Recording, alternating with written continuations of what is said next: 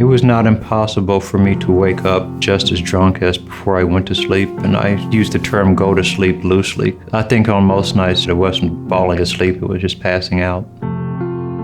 Growing up for me was pretty normal. I was born and raised, and apparently it's a life sentence here in Indianapolis. I have one sibling, a younger sister of 6 years. My mother is still with us. She's 89 years old. My father passed in July of 2000. I had been a moderate drinker since I was 21, just social drinker.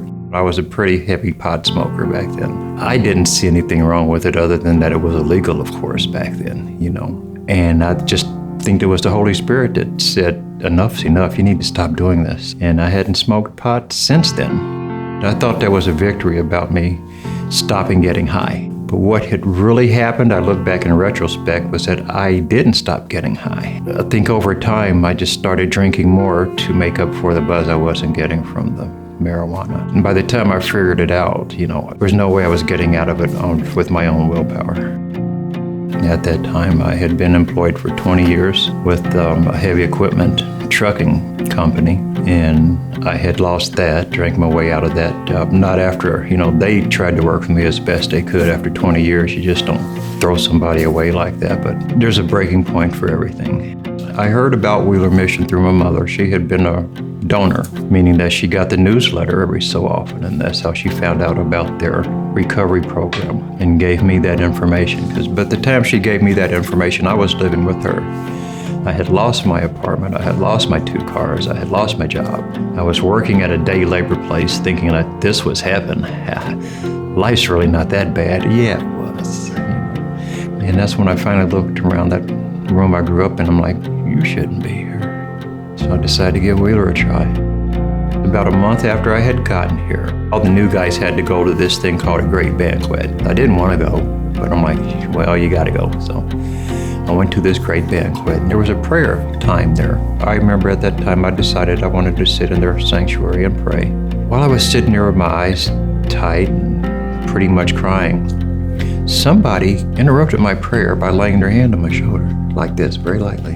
And I opened my eyes, and I was getting ready to turn around, and from a piece of my mind for interrupting my prayer like that, turn around and look, and there was no one there. But someone was there. And it was the most terrifying and joyous thing I ever felt at the same time, because I knew it was Jesus. And it was that night where my personal relationship with Christ started. And since my graduation from Wheeler's program, alcohol has not had any kind of hold on me whatsoever.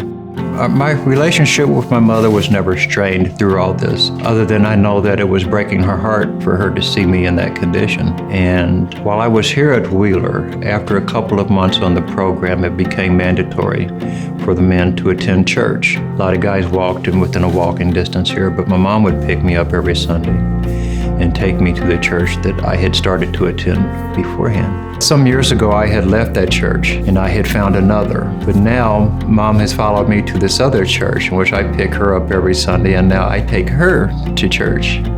Just before it was time for me to graduate officially, I was going to ask the director here if at some time I can be an employee for Wheeler. Before I could ask him, he asked me.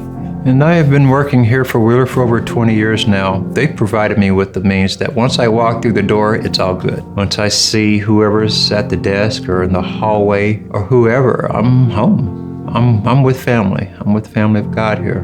There's no place else I'd rather be.